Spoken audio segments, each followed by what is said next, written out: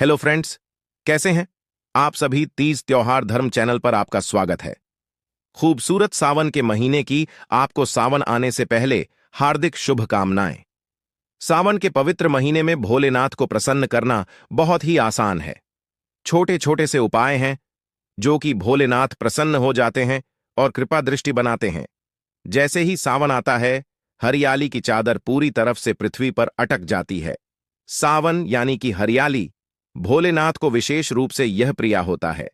सावन के पवित्र महीने पर भोलेनाथ पर तरह तरह की पत्र चढ़ाए जाते हैं, जिनमें सबसे ज्यादा चमत्कारी पत्र होता है वह होता है बेल पत्र।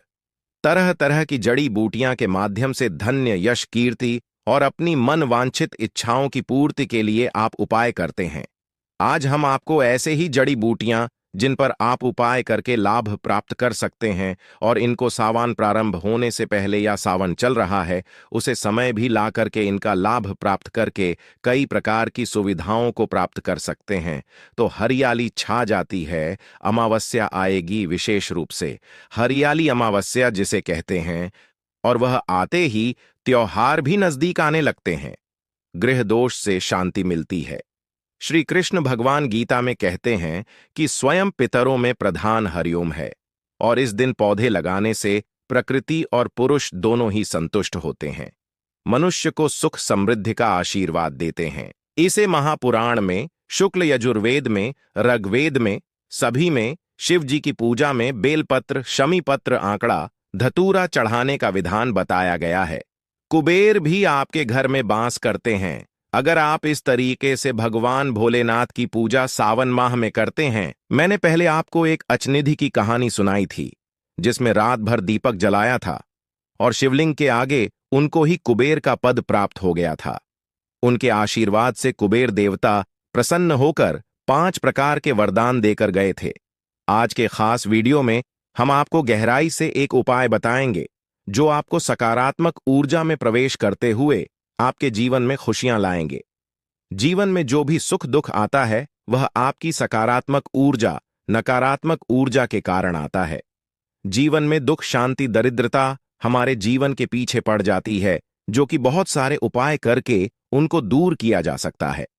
अगर आपके पास में भी ऐसी समस्याएं आ रही हैं तो आप उनका समाधान में जड़ी बूटियां के तहत पा सकते हैं। सावन के महीने में घर ले आते हैं तो पूरे दरिद्रता और परेशानियों को नष्ट कर देती है। अच्छे दिन सच में शुरू होती है। कुछ ऐसे पेड़ पौधे होते हैं जो चमत्कारी लाभ देते हैं। सकारात्मक ऊर्जा बढ़ती है। कब लाने चाहिए, किस दिशा में धर में लगाने चाहिए, कौन सी दिशा में लगानी चाहिए, कैसे लगानी चाहिए, यह सब जानना बहुत ही जरूरी होता है, तभी आपको उनका फायदा प्राप्त होता है। तो चलिए पहले तो बात करते हैं तुलसी के पौधे के बारे में। तुलसी के पौधे के बारे में जानकारी जानने से पहले वीडियो को लाइक करके, चैनल को सब्सक्राइब करके, जो भक्त कमेंट में हर हर महादेव लिखेगा उसके ऊपर महादेव की कृपा तत्काल हो जाएगी। घर में सुख, समृद्धि, सौभाग्य को बनाकर रखना है। घर में धन की कमी को महसूस नहीं होने देता।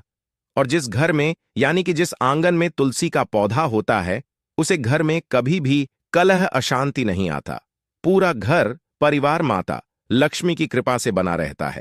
घर में कई प्रकार के पौधे लगाए जाते हैं, जिनमें से वह एक होता है मनी प्लांट का, जो कि घर के वातावरण को खुशनुमा बनाकर रखता है, सकारात्मक बनाकर रखता है और काफी सुगंध माहौल बनाकर रखता है। घर की सारी नेगेटिव भी बाहर निकाल देता है और इस अग्नि कोण में लगाकर रखना सबसे ज्यादा शुभ होता है। इसी तरह से अगला जो पौधा होता है वह होता है बांस का पौधा, जिसे बंबू ट्री कहते हैं, जो कि आपका क्वेश्चन में भी कई बार आपने पूछा हुआ है, जिसे हम बहुत सारे लोग गिफ्ट भी देते हैं।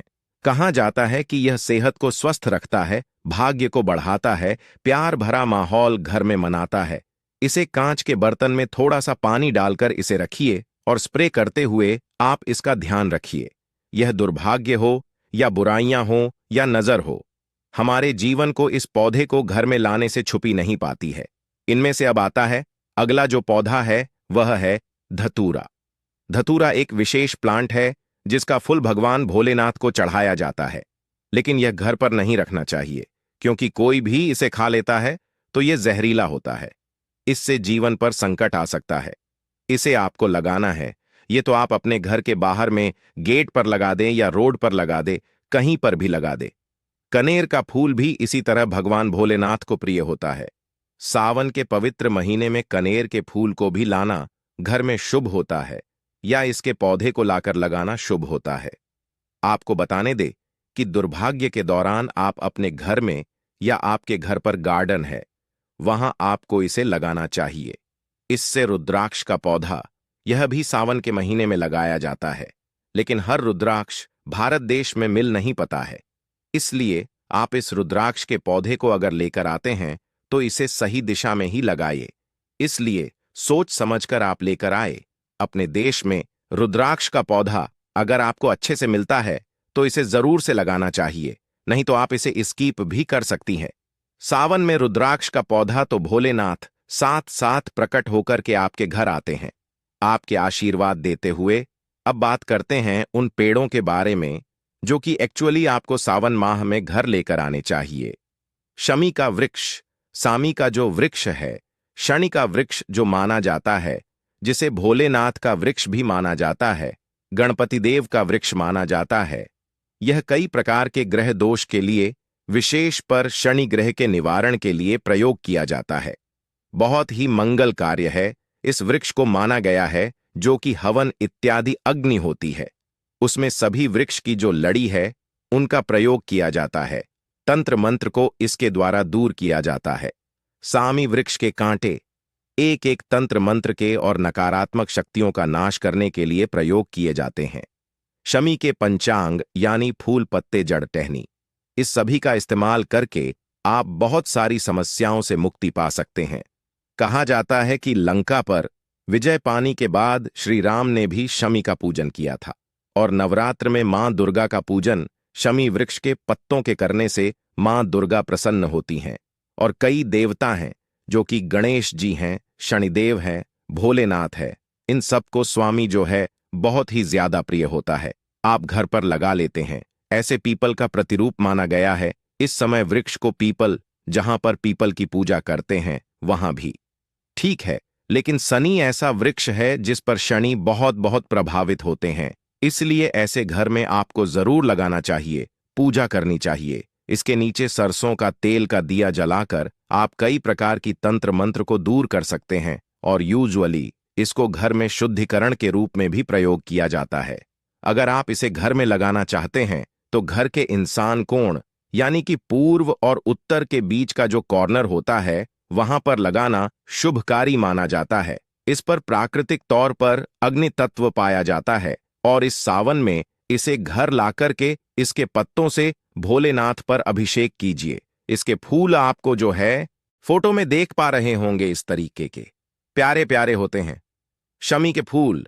इनको आप भोलेनाथ पर चढ़ी, भोलेनाथ प्रसन्न होते हैं। और दूसरा जो पौधा है वह आंकड़े का पौधा है।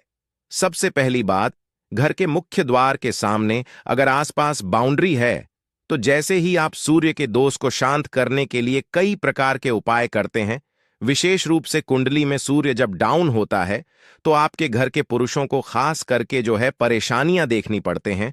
इससे मदार का जो पौधा है वह आपको लाभ देता है, चमत्कारी लाभ देता है। यह दो रंग में आता है, एक नीला और दूसरा सफेद। सफेद आंकड़ा जो होता है वह ज्यादा ही अलौकिक और दिव्य होता है और भोलेनाथ को सबसे ज्यादा प्रिय होता है। सफेद आंकड़े का पौधा घर में लगाना सबसे ज्यादा शुभ होता है। यह जिस घर में होता है उसे घर में धन दौलत की बारिश होती है, और आपके भोलेनाथ को इसे चढ़ाने के लिए कोई सा भी शुभ दिन देख लेना चाहिए। वैसे तो भगवान भोलेनाथ का दिन सोमवार का होता है, परंतु सावन के महीने में सोमवार हो, शिवरात्रि हो या फिर प्रदोष का दिन हो, इन दिनों में से किसी भी दिन आप जो है भगवान भोलेनाथ को जो है आंकड़े सफेद का फूल चढ़ा सकते हैं।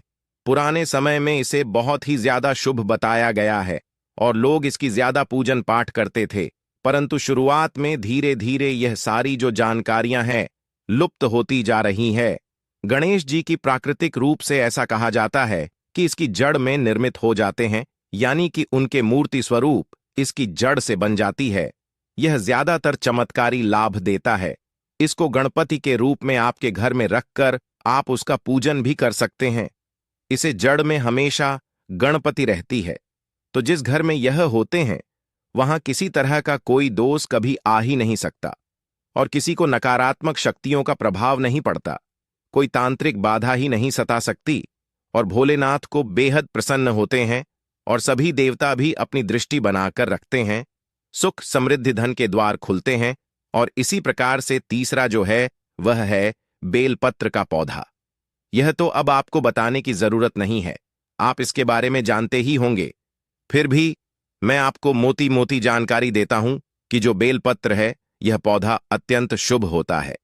इसके नीचे जो व्यक्ति सोमवार के दिन या फिर सावन माह में प्रदोष के दिन, शिवरात्रि के दिन या फिर कभी भी किसी भी माह में इन 3 दिनों में घी का दीपक शाम के समय प्रदोष काल में जला देता है, उसके घर में साक्षात मां लक्ष्मी का वास होता है। ध्यान से सुन लीजिए, इस उपाय को एक बार करके जरूर देखिए। आपको इसका लाभ कितना होगा यह आप स्वयं देखेंगे और कमेंट के माध्यम से सभी को बताएंगे कि बहुत ही सुबह बेलपत्र के पत्तों को अगर आप अपने घर लेकर आती है तो यह एक आयुर्वेद का भी कार्य करते हैं। साथ ही साथ ग्रहण में मंगल, गुरु और राहु के दुष्प्रभाव को शांत भी कर देते हैं।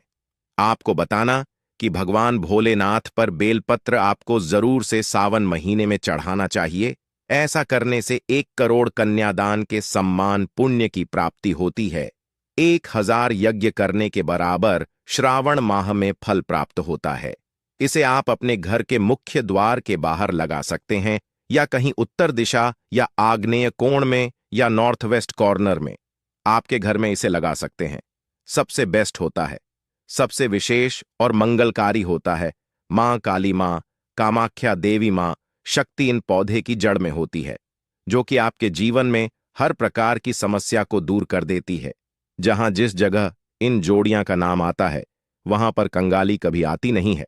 मालामाल वह व्यक्ति बना रहता है, धन खींचा हुआ उसकी ओर आता है। विशेष उपाय यह आपके जीवन में सभी समस्याओं का निवारण करता है और सभी रोगों की दवा है।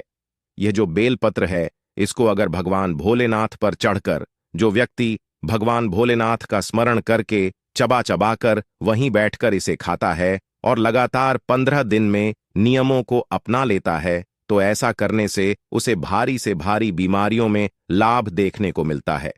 उम्मीद है कि आपको आज की वीडियो में दी गई जानकारी पसंद आई होगी और उम्मीद है कि आप इन जानकारी का लाभ जरूर से उठाएंगे और आप अपने प्रिय चैनल तीज त्योहार धर्म चैनल को जरूर से सब्सक्राइब करके वीडियो को लाइक शेयर करेंगे और भगवान भोलेनाथ की कृपा के लिए जो भक्त कमेंट में हर हर महादेव लिखेगा उसे पर तत्काली महादेव की कृपा होगी।